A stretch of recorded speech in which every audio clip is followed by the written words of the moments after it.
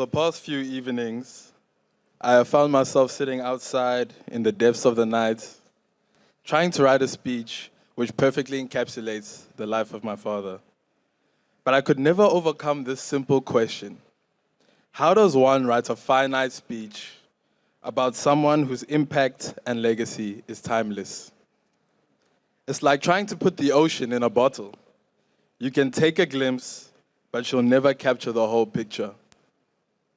I could stand here and recount his achievements, the milestones he reached, or the many roles he played. Father, husband, friend, but to do so would only scratch the surface.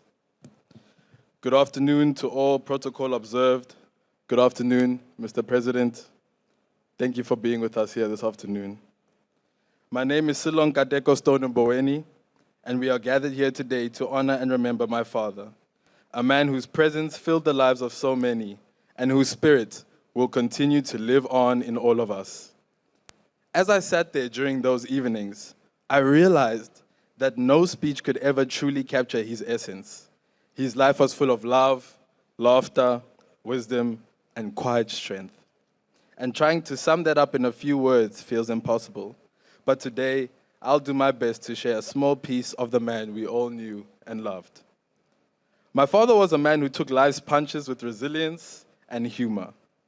He was never one to dwell on the past or be held down by regrets. I think that's one of the greatest lessons he has left us. He believed that life was for living, for laughing, and for forgiving. Not just others, but yourself as well. He taught me that if you're going to make mistakes, make them fully and own up to them with dignity, and even with a bit of a smile. But what I'll miss most about my father isn't just his humor or his resilience, it's the small moments. The way he could listen, really listen, when you needed to talk. The way his presence could fill a room with warmth. He made people feel seen and valued, no matter who they were or what they were going through. He had a way of simplifying life's complexities, reminding us that at the end of the day, all we really have is each other. He also had an incredible way of seeing potential in others, even when they did not see it in themselves. He even believed in himself to be the 5-star chef we all know him to be. He was a man who believed in possibilities, in second chances, and in never giving up. Lessons I'll carry with me for the rest of my life. If you were here right now, I'm sure he would nudge me and say something along the lines of, you mustn't make this too long, okay? But how do you keep it short when talking about someone who meant so much? How do you put a period at the end of a sentence that should go on forever? But still, I will try my best to keep this as short as possible. What I admired most about him, though, was his heart. He was kind to everyone, no matter who they were. He made people feel valued, listened to, and cared for. And that's a rare thing in this world. He taught me that at the end of the day, what matters most is not what you have achieved or what you've accomplished or what you have, but it's how you make people feel. And my dad made us all feel important. My father lived with a sense of quiet pride and defiance. He faced life's challenges with his head held high, never wavering in his beliefs or his love for those around him. He gave so much of himself to us, his time, his energy, and most importantly, his love. He gave so much love to his family, brothers, myself, my mother, and Dumi and Bule's mother. And while he may no longer be with us in body, his spirit remains. His legacy doesn't end here.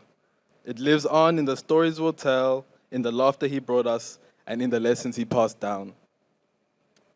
Like one of my father's favorite songs, Kevin Barry, his life will continue to resonate through all of us. As the lyrics say, Kevin Barry gave his life, his young life, for the cause of liberty. So too did my father give his life for what mattered most, his family, his values, and his love. So while today may feel like an ending, it's not really. His spirit is too big, too full of life, to ever truly be gone.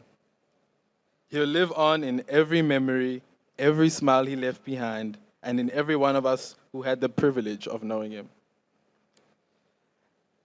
So as I come to the end of this tribute, I find myself thinking about the night sky.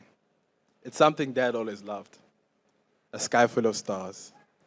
And now when I look up, I know there's one shining a little brighter, a little closer to me. Among all those stars, I've got my own lucky star, if you will, guiding me as Dad always did, quietly but ever present.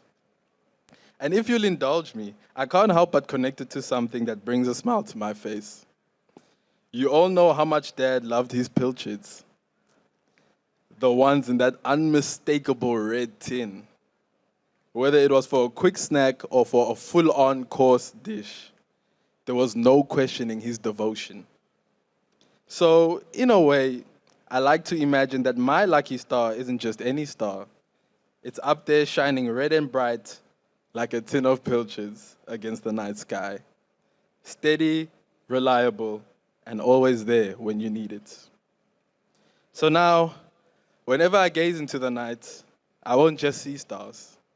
I'll see a little part of Dad, watching over us, still offering guidance, and maybe even chuckling at the thought of being compared to a tin of pilchards. Dad, you've always been my guiding star, and I'll look for you in the night sky, my lucky star. Thank you for everything, for the lessons, the laughs, and the love.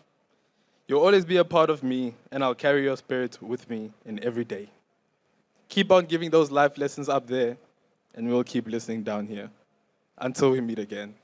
Thank you.